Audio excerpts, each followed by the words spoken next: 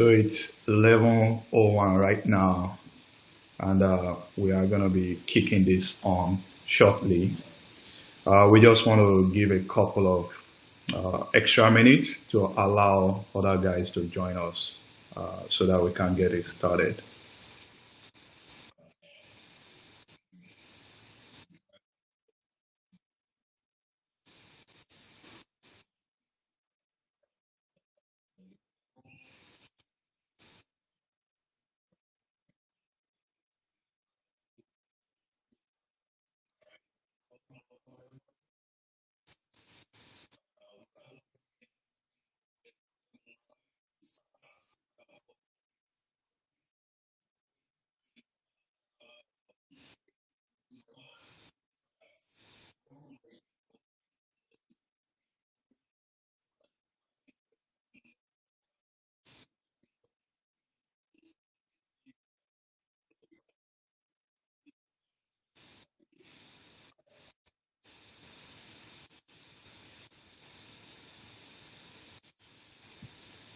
So I think at this point, I'm going to be, I also like to unmute you.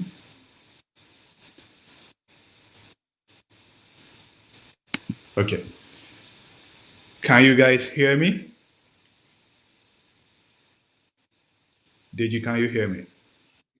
Okay. So I know they are all muted. I'm going to start by sharing my screen.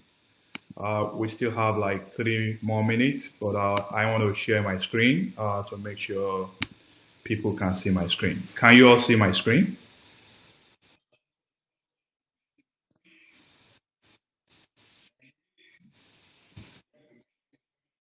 Okay, cool.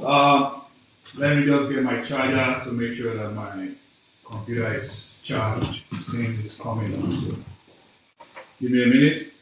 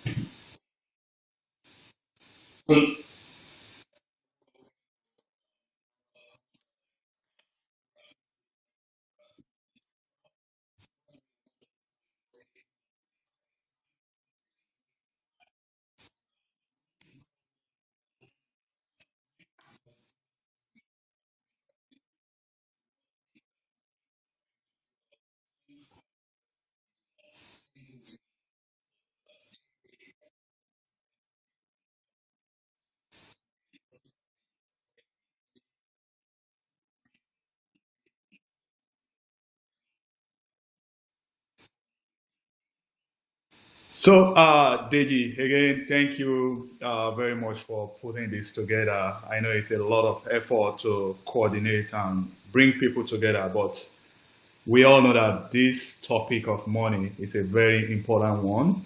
And again, I would like to say thank you for sparing your time to pull this together. Do you want to?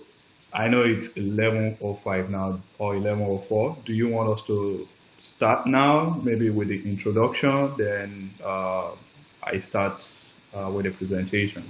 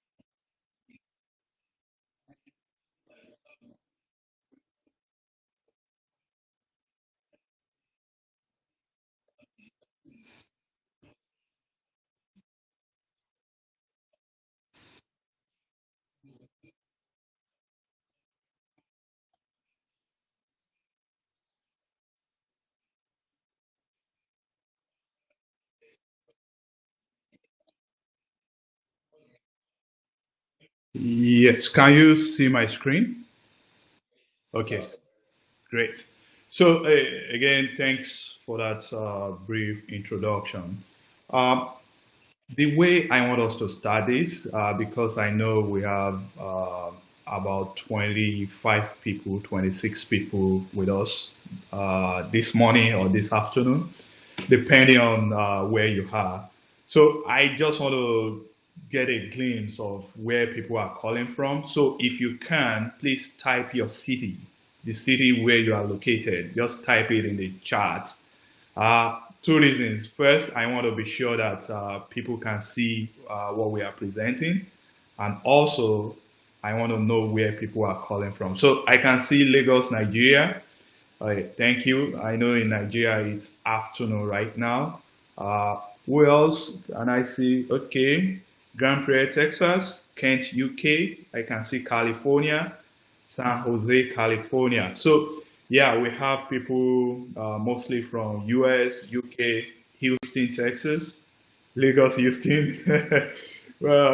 People from Nigeria, UK, and here in the US. So that's good. That's good. So uh, I'm gonna move on with my slide now. So today it's gonna be easy. Easy in the sense that I can see Katy, Texas. Most beautiful city, Paris. Well, we may have we can argue about that, but let's move forward. So today it's gonna be easy and straightforward because our goal today is to lay the foundation. Deji spoke about how to transition from how to develop the money mindset, and I think that is very essential. He did a great job with the introduction, and it's simple. We want people to be conscious about how they manage their money, and that's what we are going to be focusing on. We are going to be discussing financial situation. You can either be rich. Deji was not willing to use the word poor, but I know that in all around the world there are poor people. Uh, but the fact that someone is poor today does not mean that that person cannot rise up and turn the situation around. So, and we know that many people, millions of people, as a matter of fact, they are right there in the middle, which means they live paycheck to paycheck. We are going to talk about spending habits of adults. I know most of us on the call today, we are over 18. That means we are adults. So we are going to be talking about spending habits. We are going to be talking about budgeting. And we will talk about practical steps to save money. And we'll briefly look at assets, liabilities, and net worth. When I think Le Parisien, when he mentioned the statements or when he wrote in the chat, Paris the most beautiful city in the world.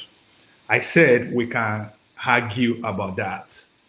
But I'm going to make a statement now, and I'll check with you guys to see if we can dispute that statement.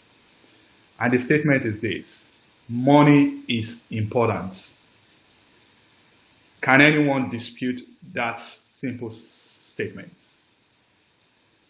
The truth is no. Because money is important. It's so important that we all, billions of people from all over the world, they get up from their bed every morning, they go to work so that they can make money in order for them to make ends meet. Money is so important that we all will send our kids, at least for us that are adults now, we send our kids to go to school, they go to college, hopefully so that they can get good job and make money. That's how money, that's why money is so important. That tells us how money is so important, right? But the truth is that our educational system is broken. I did not learn about money while I was in school. And I'm not sure, even people that studied maybe business administration, maybe economics, they will learn about the macro way that money works, but they may not necessarily know how money should work for you as an individual. And that's the foundation we want to lay, and that's what we are going to be looking at as we move forward. How can we build wealth as individuals? Before we go into it, I would like all of us to know that this is doable. Deji and I will share this similar passion. I've been studying money because I also got into trouble. I got into debt, and by God's grace, I dug my way out to my current situation, which I can say is way, way better than where I was about 5, 7 years back. And that's what, because of the passion that Deji and I shared, we want to also educate more people that if we can do it, definitely they can do it as well. So let's picture this. I want you to think about maybe you are in a room full of people. Let's say 1,000 people, right? In this room, there were a couple of people wearing red dress or red shirts. There were some that were wearing white. Let's now picture this. In that room, only 21 people, let's say there are 100 people in that room. In that room, only 21 people were actually wearing white.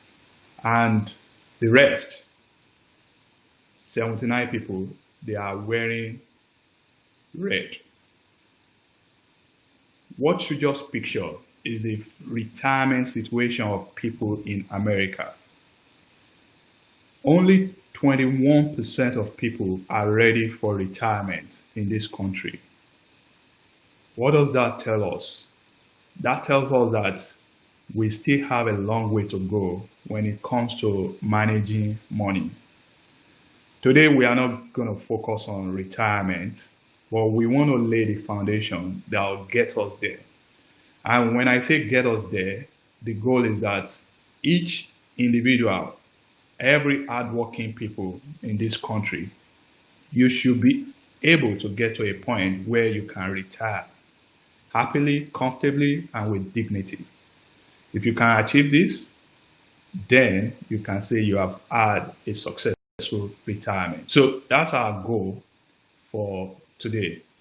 And this is the figure that I just shared. They said over 64% of Americans aren't prepared for retirement, and 48% don't even care. The truth is, no matter how old you get, at some point in our life, we are going to get to a time when we'll say, enough, it's time for me to retire. But if you don't prepare, if you don't plan for this stage, you get to that stage and you'll be wondering that, how am I going to take care of myself? We don't want this to be our portion. We don't want this to be our situation.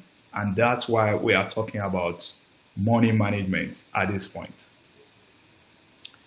I want to check with us. How did you learn about money? For me, and I know Deji also mentioned this, it started with this Rich Dad Poor Dad book by Robert Kiyosaki. I also happened to start my financial journey with that book. And the way it happened for me was that I just got a job, and in that company, they happened to have some financial experts. They came in to teach us about how to manage money. And that was the first time I started learning about money management. I just want to see and hear back from you guys. Can you just type in the chat section, how did you learn about money? Or if you have never learned about money management, you can also type that's maybe no idea or not applicable. But if you have learned about money in any way, let us know how you learned about money. So you can type in the chat section. One thing for sure is that financial literacy is very, very crucial as we move forward in our journey. I can see Dave Ramsey. I also, by the way, I went through Dave Ramsey program, and I can say that program really, really helped me in terms of putting me back on the right path towards retiring successfully. So the Ramsey program is one of the best around. I can testify to that. So thanks. That came from Lincoln. AB said, parents growing up. That's fantastic. I don't know you, but I must tell you that your parent did a great job teaching you and coaching you about money. And maybe this should be a feedback to all of us as adults, as parents. We shouldn't wait. Let's also start teaching our own kids about money management. ED said, on my own. Well, you are like me and Deji. We had to learn on our own. Damon said, college, books, and financial shows. That's great as well. So what is financial literacy? It is the possession of skills that allow people to make smart decisions with their money. I'm going to tell you guys about one of my own dumb decisions because, hey, we are all learning. When I came to this country, coming to America, you say, oh, yeah, the American dream has started. So one of the first things I did was that furnish my home, which is, of course, very important. Innocently, I went to Rooms to Go. I and my wife, we bought some couple of furniture, of course, on credit. They said, oh, you have 5 years to pay it off. Wow, I said, wow. I came from Nigeria, right? There was nothing like, just take anything you want, come and pay it, take 5 years and pay it off. There was nothing like that then, at least. So can you guys imagine 3 years into, or 2.5 into using this furniture? The furniture got torn, the furniture was broken, but I'm still owing money on the furniture. Can you imagine that? Now I had to pay off a furniture that I could not even use. That taught me a bitter lesson, and that was one of my stupid money mistakes. If we want to get a hold of our money, we have to learn how to manage money in a smart way. So that's what financial literacy is all about. We have to know what asset is, and we have to know what liability is all about. As we move forward, we are going to learn about this. So when it comes to money, and I mentioned this earlier, there are 3 situations. You can either be lacking, maybe you don't have enough money to take care of your needs and that of your family. That's lacking. Just before we got on the webinar, I had someone from Nigeria. He sent me a text that, hey, Bola, I need help. His daughter was, according to him, was in the hospital. and this guy is asking me for help. That can be painful if anyone falls into that situation. For this friend of mine, he cannot, he's unable to take care of his family because his daughter was in the hospital. So that's lacking. That situation is not good. But again, this we can always turn things around, and it takes making right decisions. It takes opening up our mind to possibilities around us, and we are going to be sharing all these skills, all these ideas as we move forward with this webinar. Managing, many of us will fall into this group, whereby we depend on the salary we make from our work, right? If you don't go to work, let's say if you lose your job for 1 or 2 months, you run out of money, you may not be able to pay your mortgage, you may not be able to pay your bills. That's also not ideal, but billions of people will fall into this category. The last category that I call the possibility realm is the thriving. The thriving, they have learned how to properly manage money such that their money is now working for them.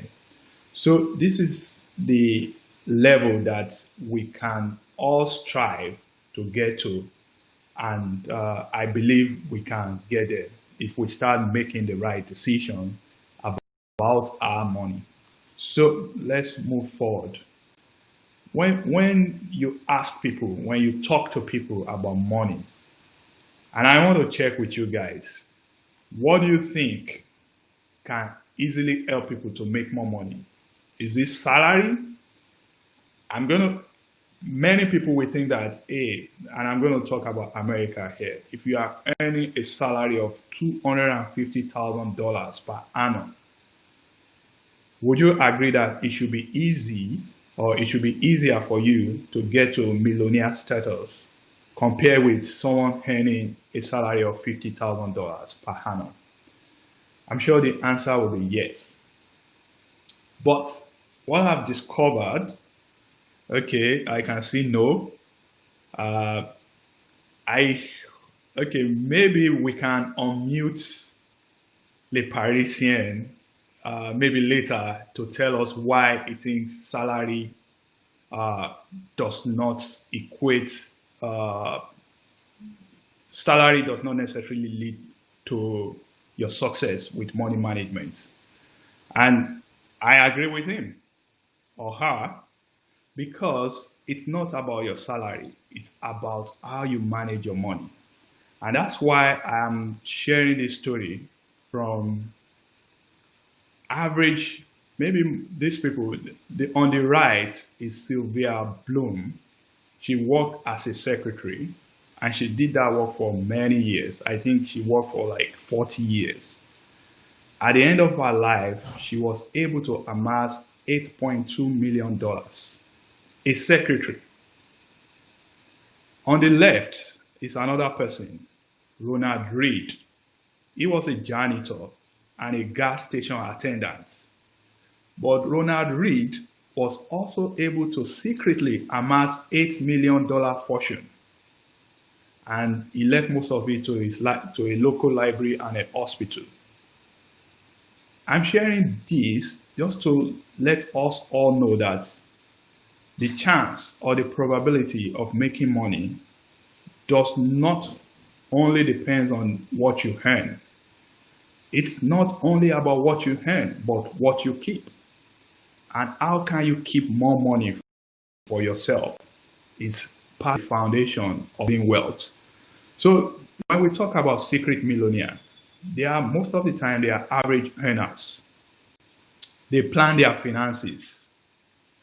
You know, when you look at average earners, you know, there are many people that earn a lot of money, maybe $500,000 per annum. But if you dig into their story, soon they waste all their money.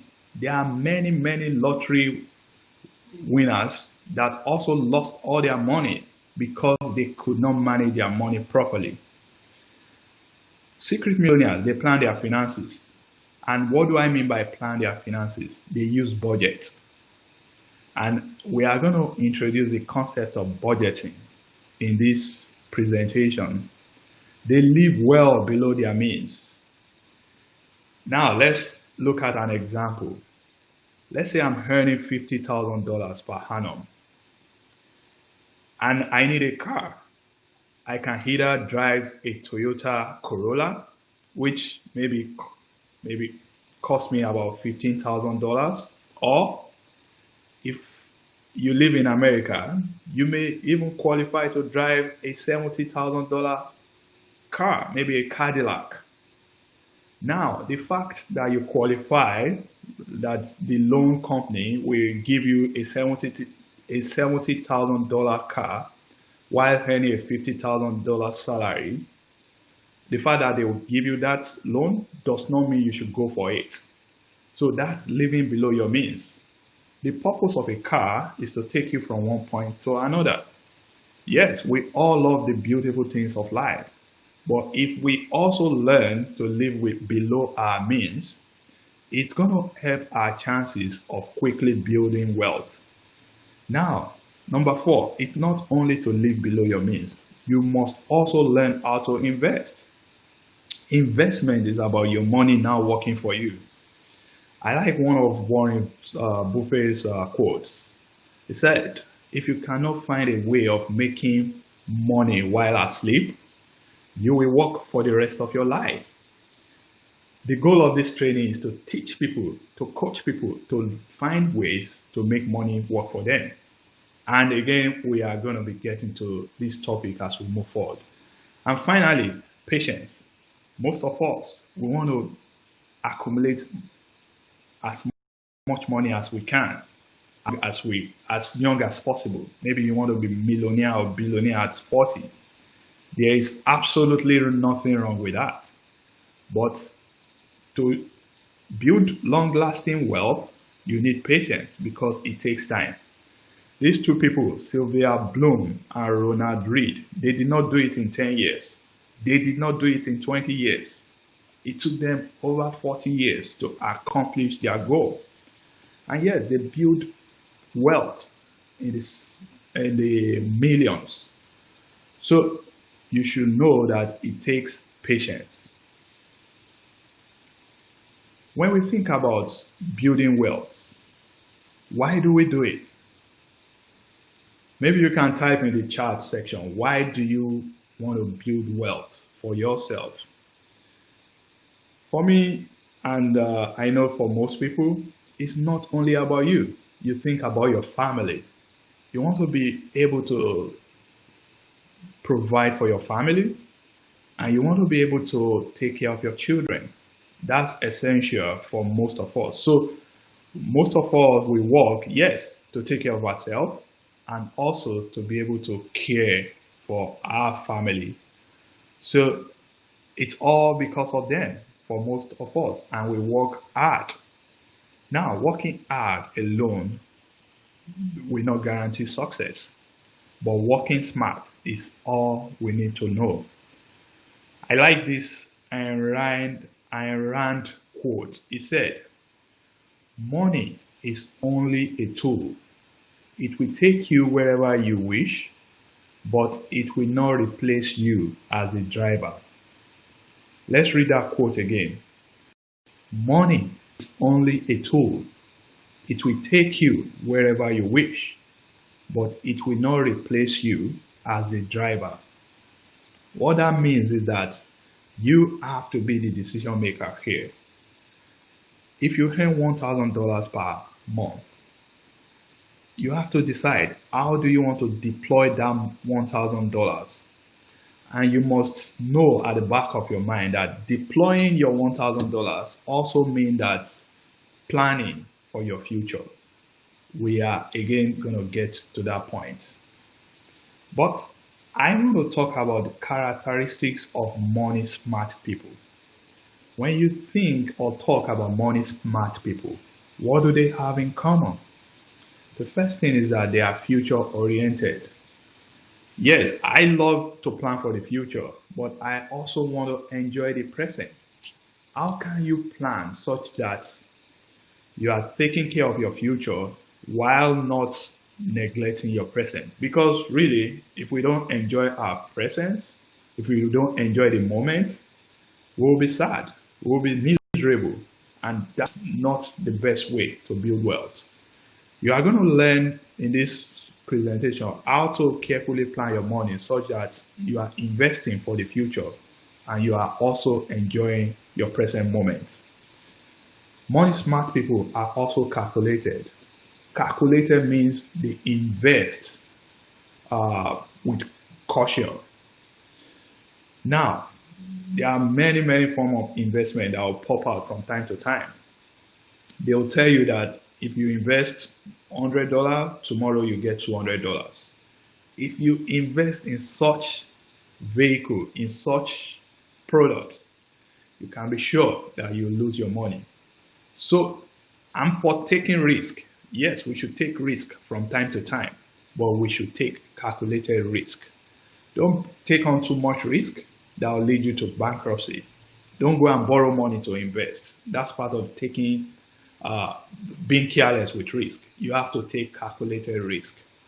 And the final one is that they are patient. I just said that Sylvia Bloom and Ronald Reed, it took them like 40 years before they built their wealth. Most of us, we want to do it in 1 year, 2 years. If you can do it, there's nothing wrong with that. But most people, majority of people, it's going to take them time. So you need to watch out for that. Now, what do we need money for? When we talk about money, I want us to think about two things: our needs and our wants. Most of the time we confuse these two. I gave an example of Toyota Corolla and Cadillac the other time. Both are cars. Maybe if you live in a country where there are no sufficient public transportation, you need to have your own personal car, right? But you can either buy a car that you can afford or buy a car that will get you into debt. So car here may qualify as a need, but the type of car may actually be a want. The difference is that you need to be sure that you are buying things, you are spending money on things you can afford. So when it comes to our need, there are 4 or 5 basic things that we must take care of. The food is number 1. You have to eat. Housing is number 2. You have to live in a place, right? Clothing, transportation, utilities. You have to take care of all this. When and if you can take care of this, then you move on to the next one, our wants. You want to take vacation, you want the luxuries of life, and if you also like to give out, charity is part of it. You have to maybe from time to time give other people so that you can be a blessing to them. This may not be popular, or if you are still struggling with money, oh, baller, I'm also trying to manage my money, how can I give out? But I've realized that even if it's $1 that you can afford to give out, you should learn how to give out, because giving is part of why God provides for us in the first place. No matter how bad your situation may be, and I will say this, the fact that you are on this platform today, you are better off than billions of people out there. There are some parts of the world where they do not even have access to electricity. There are some parts where they don't even have internet service yet. So the fact that you are online today, you are better off than billions of people in the world today. So giving is part of why we have in the first place. And the last one, so impression. We want to impress. You want to show people that, hey, I live in a gated environment, or I live in Victoria Island if you are in Nigeria. But the question that we must always ask ourselves is that, can I afford it? If you are getting into debt just because you want to impress other people, you will find it difficult extremely challenging to build wealth. And if our focus, if our goal is to build wealth, then let's learn how to do it the best way. And that's what this training is all about. Again, this when it comes to budgeting, most people don't budget. If you don't budget your money, it's like maybe you are traveling to somewhere without planning your trip. And if you don't budget, you will struggle to actually manage your money. So budgeting is essential if you want to get control of your money. So why do we budget? What's the purpose of budgeting? For me, I believe budgeting gives us control. The first thing is that with budget, you can tell your money where to go and what to do. For example, let's say at the end of each month, if you are the type that, oh, I'm going to be investing 10% of my income on anything, maybe you want to go into real estate and you decide, I want to be investing 10% of my income. That's you telling your money where to go. Let's say you want to buy a house and you are saving for your down payments. With your budget, you carefully organize where and how much of your money goes to your down payment column. So that's you in control. And you will be able to also tell your money when to go. If you pay your bills, you can shift and say every first of each month, I'm going to be paying my bills. That's you in control, telling your money when you want to pay your bills. And you tell your money how hard to work. This last one is the most important one. We all must find ways of making money work for us. Making money work for you is the best way to actually achieve your financial freedom. And again, as we proceed, we are going to be sharing tips, ideas of how to invest such that your money will be working for you. Spending habits. We all need to know our spending habits. Here's a typical example. Maybe, again, your salary is $1,000 each month. Housing should take a portion of the salary. Feeding should take a portion. Saving, very important, should take a portion. Utility bills, charity, others. Others may be, oh, I need to have some fun, or I'm saving to vacation. You should carefully allot your money, and this is personal. The fact that I drew this out does not mean yours is going to be like this. For some people, maybe their housing only takes maybe 25%, and feeding may only take 15% for some. Some may be able to save 30% of their income. Some today may only be able to save 5% of their income. Now, I must tell you guys that financial experts, they recommend people should aim to save between 10 to 15% of their income. If you are not there today, don't worry. With time and with careful planning, you can get to that position as well. I made a quick budget template so that it can help people, to put this into context. And the way I did this budget is that I called the first group essential. These are must have. You need this. The second group, I call them end game. End game is for you to build your financial future. And the last one, I called it extras. Extras is just to have fun. Again, I know it's good to be future oriented, but we must also enjoy our moments. We must also enjoy our lives. So maybe at the end of each month, you should set certain amount aside that, hey, I'm going to use this amount to treat myself. So that's also very, very important. So here's a budgeting template. You need to always create your budget. For me, I know you guys, you took your time to to join us and listen to this presentation. But what is more important is to act. When you listen to a presentation, it's not enough to just listen, you must do something. And I love action. I love taking action when I know that something is going to help me. We have all agreed that money is important. We know that there are still a lot of people in our community that still struggle with their money. But one sure way to guarantee that you are in control of your money is to create your budget. And here's a simple step for you to go through in order to create your budget. The first, get your bank statements. Why do I need you to get your bank statements? The purpose is for you to look at your past transactions history so you know how much you are spending each month.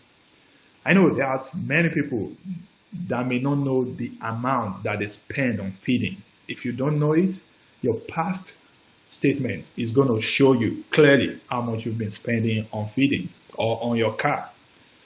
Or if you don't use your bank, if you use credit card, get your credit card statement as well. And now we need a tool. The tool that is so easy to use is Excel spreadsheet. There are apps as well, maybe Mint, for example. Now, with your spreadsheet, you need to now create your budgets. You know your income, you know how much you earn every month. And now let's list all your expenses. And the way that I showed earlier, that's essential, end game, extras, try to break them down that way. Essential, you know what you must have. Housing, feeding, clothing, put them there. If you have any debt, put it as part of essential because you must pay off your debt. End game, what are you doing to build your future? If you cannot start with 10% saving, you can start even with 1%, but you must try to save something. Extras, try and spoil yourself from time to time as well. So then the next thing is commitment.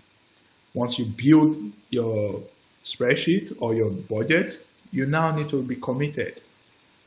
I know it's easy to just say, hey, I'm going to be spending certain amounts on certain things. And you get to maybe to the store, maybe you budgeted $50 and you found out in the store that you are gonna spend like $70. What would you do? The best thing is you now need to know what should I cut off from my monthly expenses, and Deji will show us how we can handle this.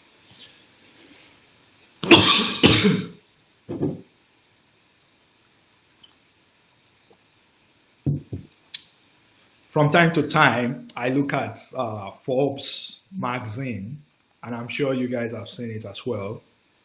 You know, they will have the richest people on earth. I know Jeff Bezos is still #1 in the world right now. They will have the youngest millionaires. We all can know our net worth as well.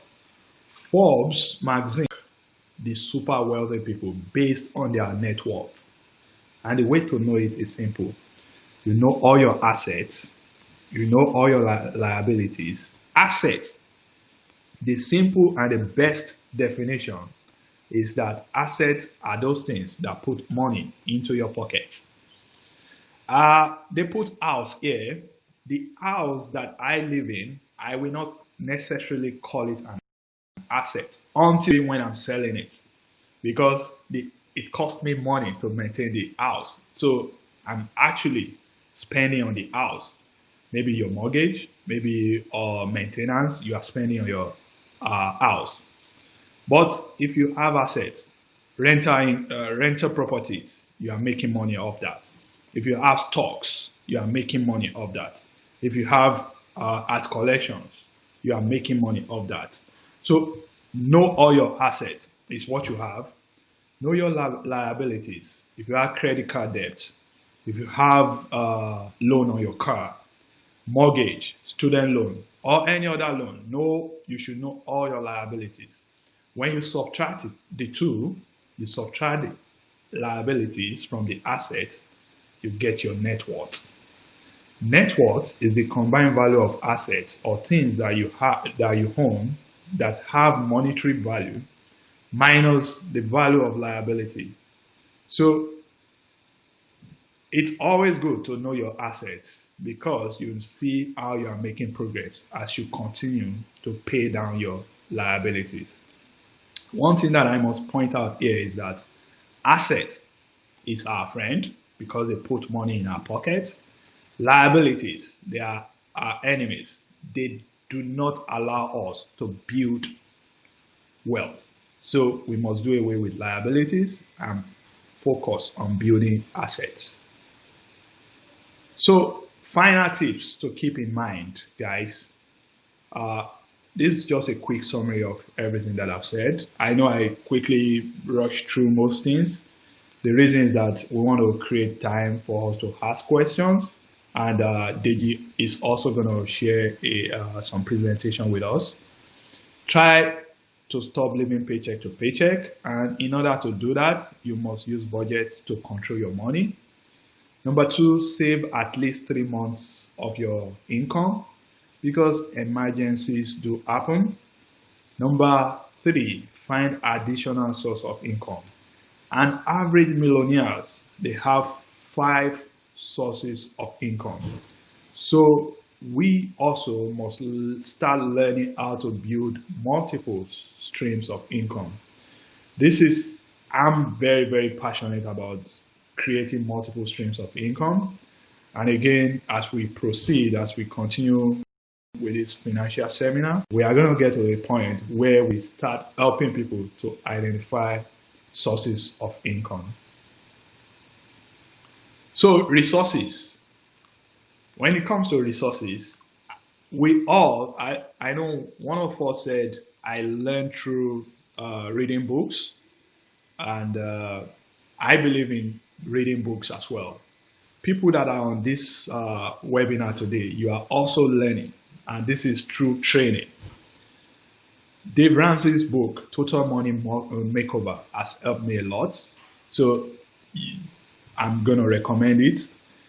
Here's my own book, Power to Earn. It's going to help you to identify multiple ways you can actually make money. Money equation, I also wrote this. The purpose of this is to help people to find ways to save money so that they can build wealth. And Robert Kiyosaki's book, Rich Dad Poor Dad, I also enjoyed it. So I'm recommending these resources for you if you are the type that enjoy reading books. Most of these books, maybe some of them like $3 if you get the ebook, or $10 of if you want to get the paperback. One final word that I want to leave us with was a quote from Benjamin Franklin. He said, an investment in knowledge pays the best interest. The fact that you are on this call today, I know you are investing your time to learn. I hope you continue on this journey to continue to learn. And I am confident that if you continue to learn and practice what we are teaching, you are going to put yourself in a position to build wealth. And that's the end of my slide. Deji, back to you.